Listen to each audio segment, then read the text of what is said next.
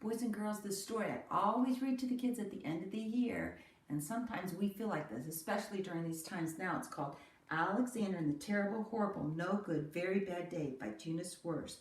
And in your packet, this is the back of Alexander. You have the front of Alexander and a little suitcase, and you're going to tell me where you would like to go if you were Alexander. And I'm going to ask you that next time on Zoom, so be ready to tell me.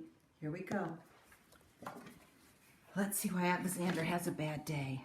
I don't think he had a coronavirus. Let's see. I went to sleep with gum in my mouth, and now there's gum in my hair. And when I got out of bed this morning, I tripped over the skateboard, and by mistake, I dropped my sweater in the sink while the water was running. I could tell it was going to be a terrible, horrible, no good, very bad day. At breakfast, Anthony found a Corvette Stingray car kit for his breakfast cereal box. Nick found a junior undercover agent code ring in his breakfast cereal box.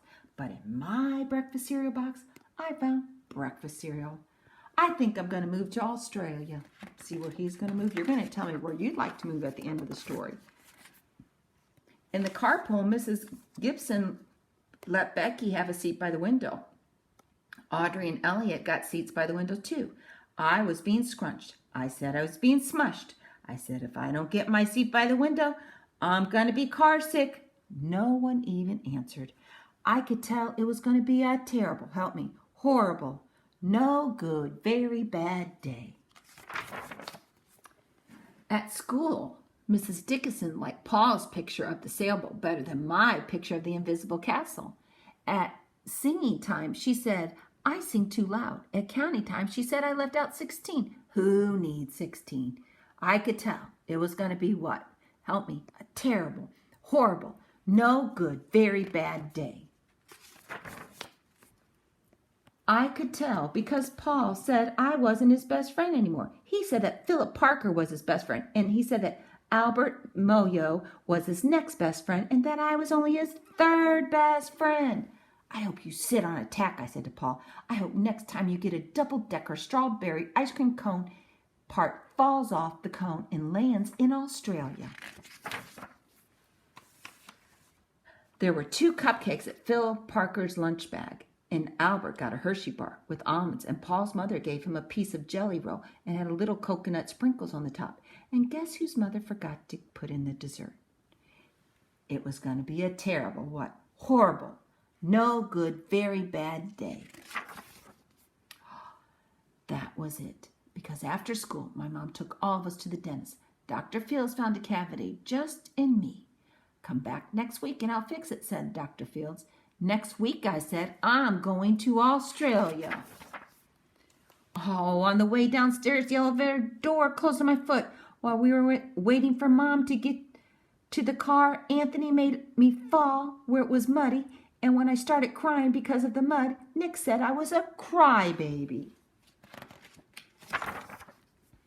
While I was punching Nick for saying crybaby, my mom came back with the car and scolded me for being muddy and fighting.